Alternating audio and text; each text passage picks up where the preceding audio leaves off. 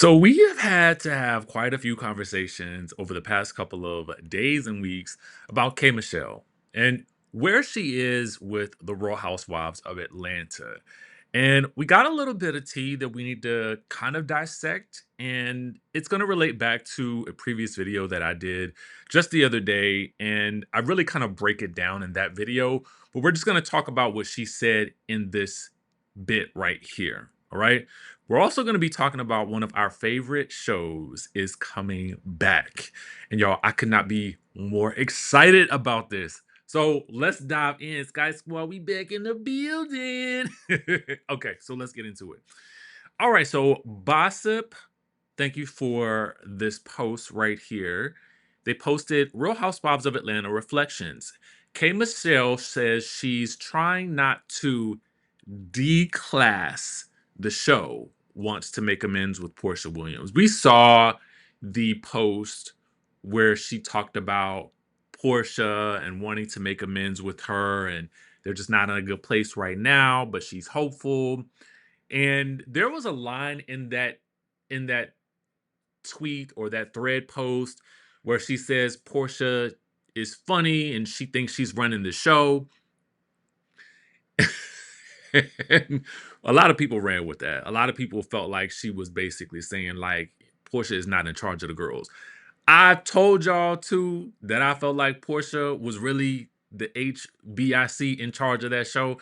You can see by the upfronts that Portia is literally the face of Atlanta at this point.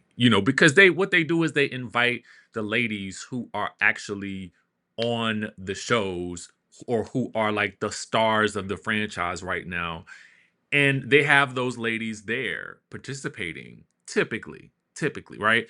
But I think also Portia was there because they really wanted to lean into this ultimate girls trip that's coming out in August. And of course, Portia is the face of the Real Housewives of Atlanta for that particular show. Just like Kyle is the face of Beverly Hills, Giselle is the face, okay, of Potomac. Teresa is the face of Jersey. Lisa Barlow is the face right now, okay, of Salt Lake City. So it just makes sense, y'all. I'm just trying to tell y'all. I'm just trying to tell y'all from a network perspective what it's giving. All right. So when K Michelle then was out performing live, doing what she does, y'all know K Michelle is an amazing performer. She said this. Trying not to declass the show. Okay, Nene. But I am down to my wits end. I'm ready. I am ready to be activated. But I got a country album. Okay, so in this, she says she's trying not to declass the show. And that is a line obviously made famous by Nene Leakes when I felt like she was she talking about Portia at the time when she called, was it Portia or was it who was it she was talking about? Because I thought she was talking when she said freak and fraud. Y'all remember back in those days? And there's been a lot of speculation and talk online about K Michelle declassing the show because she is from Love and Hip Hop. And so I think, and I wonder if a little bit of that is causing Kay to be in her head about kind of what she's posting online and what she's responding to. I told you guys in the earlier video, I don't think she should be responding to anything about the show. Like, just let it play out, have fun with it. This is extra promotion for your tours, for your albums, and really look at it that way. Um, I just think that needs to be it. Because here's the thing, you don't need to prove yourself, Kay. You're already on the show. And for the people who I see this comment a lot of people say, well, she's from Love and Hip Hop. She should be used to this. Or she's from Love and Hip Hop. She was doing all this back in the day. I mean, that is also like me saying to you that because because you went to the club 4 years ago means that you might go to that same type of club now, right? That's not necessarily the case. There are places or things that I might have done back in the day that I really places I might not go now, right? Not because I think I'm better than that establishment. It is just because my vibe is a little bit different for what I want to be or the energy that I want to be around. So the same can be said for K Michelle, and the same can also be said for you. Just because if you look back at the place or the people that you were with, that you were hanging out with 4, 5, 6 years ago, does that still define who you are to this day? Does it? Because right now she's not really giving you guys anything to go on that would even be remotely similar to what she did back in the day with popping Mimi upside the head with some flowers. So I just feel like allow people to grace to grow in this space. But for K, I would say just do less. You don't have to talk about being activated. If there's nothing to activate you, sometimes there's just nothing to activate you. Sometimes you can just be on the show and be fabulous and not have to worry about being activated because ultimately speaking, you being on the show is already an activation. Does that make sense? I hope it makes sense for y'all. I hope it does. And Kay, I just don't think you need to even address any of this anymore because I honestly, quite frankly, I just don't think that I think it's beneath you to do so, and that's just my opinion. Okay, y'all, R&B Divas. So I got some good news. R&B Divas is coming back, y'all.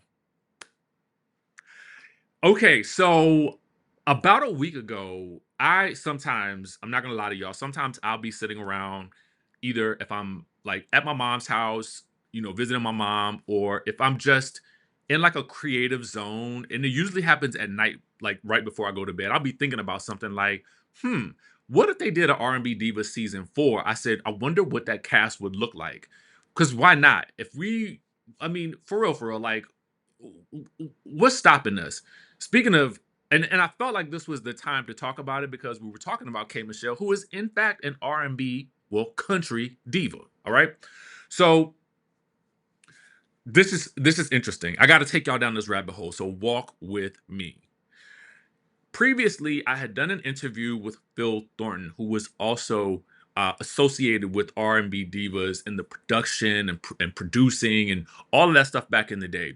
So you guys know Phil Thornton now has the We Sound Crazy podcast. He's one of the hosts.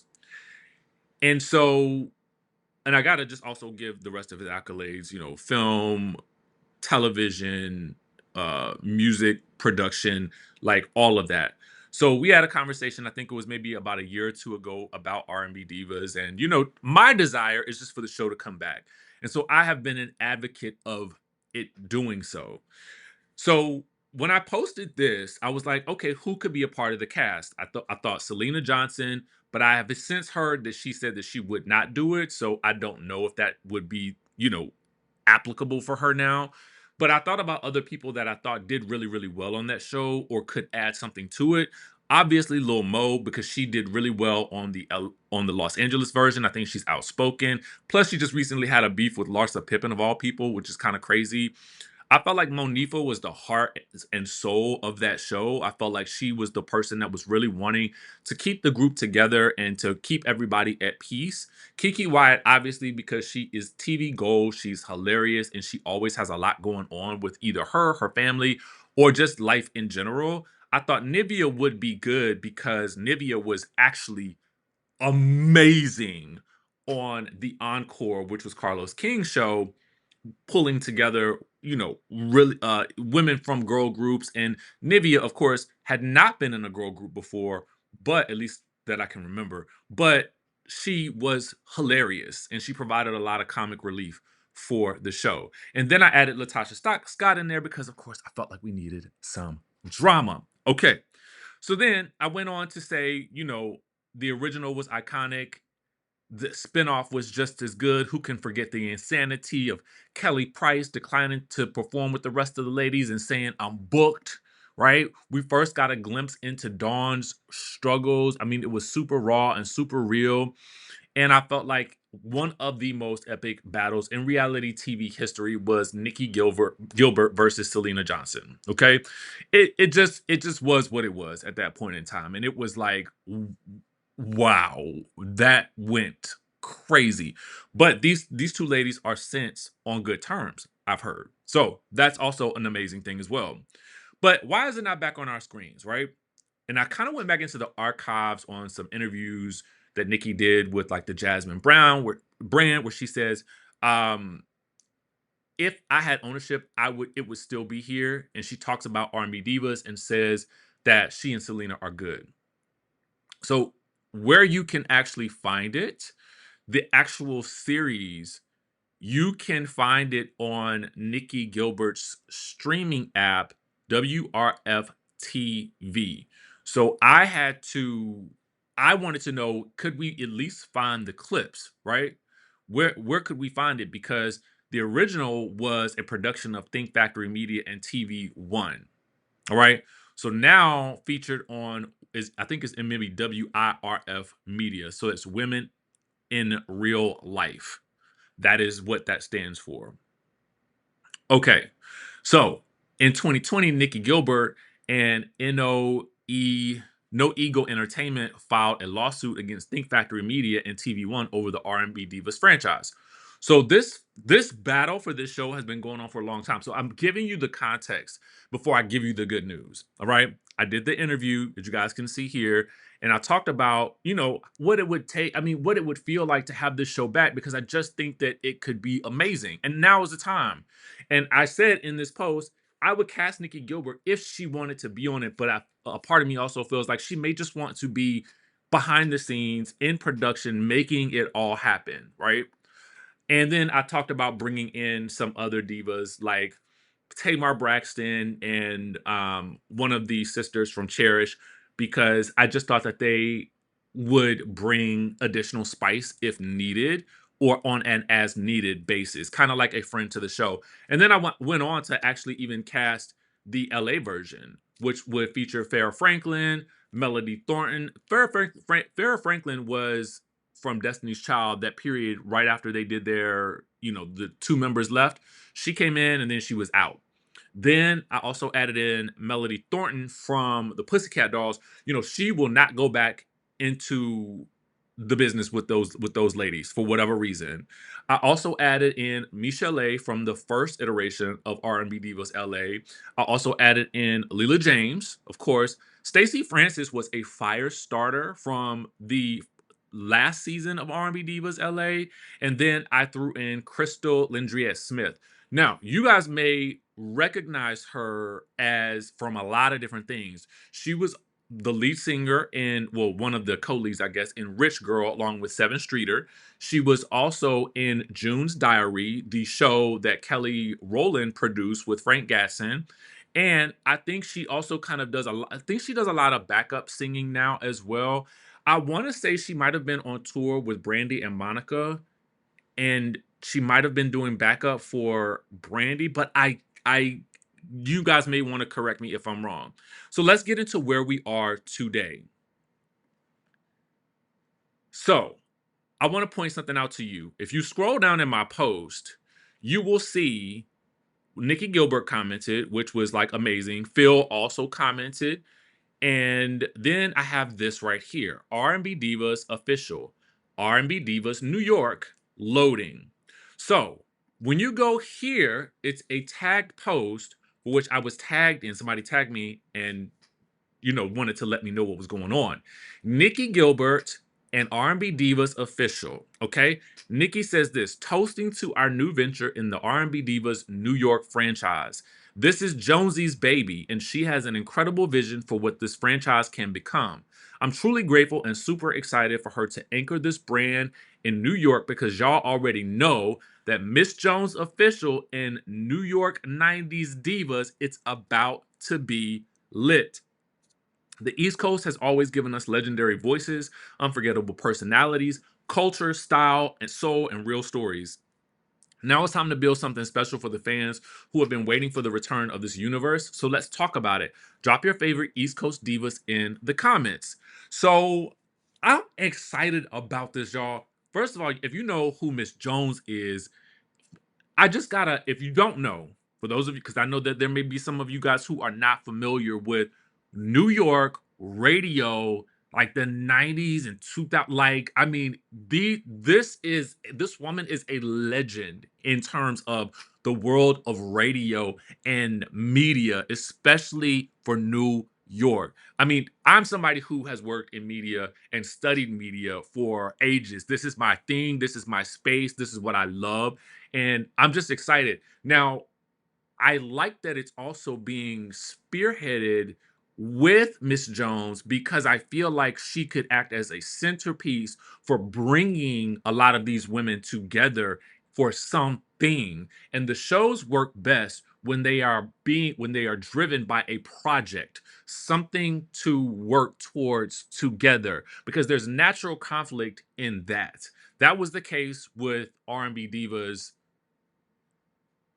the original version, and then that was also the case with R&B Divas LA. All right. And then what happens from there? What happens from there? We'll just have to wait and see. But at least we know right now we have something to work with. And I feel like I have manifested this. A lot of y'all have manifested it. But I do feel like I am somebody who is relentless with trying to find a way to bring back good shows. And if I just want to ask as many questions as possible, and hopefully someone answers. And I want to shout out to everybody who has worked on this franchise, who has reached out and answered in some way, shape, or form, because I just feel like these shows matter. These shows matter. These shows matter. Okay. So if you guys go out and support R&B Divas official, go out there and support Nikki Gilbert, Miss Jones, and what they're trying to accomplish here, because I think it's going to be something big. Lend them your support because we want to also be able to see our divas and people who look like us and people who we will remember. We want to see them on television doing what they love to do, and we want to catch up with them. That's the whole point of this channel right here. That's the whole point of this community, is being able to watch these shows, have community around them, and then support wherever we possibly can. So y'all definitely go out, and I will put the links in the description. Support everybody that's been associated with them, because I have so much respect for every last person that has at least in any way, shape, or form contributed to me being able to talk to, or at least find out information about how and where we can get this and when we can see it and how fast y'all can get this thing in production. So that's all I wanted to share with y'all. I'm excited. I am away right now, but I will be back, I think, Sunday, at some point on Sunday. So listen, y'all keep it locked onto the channel. I will bring y'all news when I can. And with that being said, I will catch you in the next video.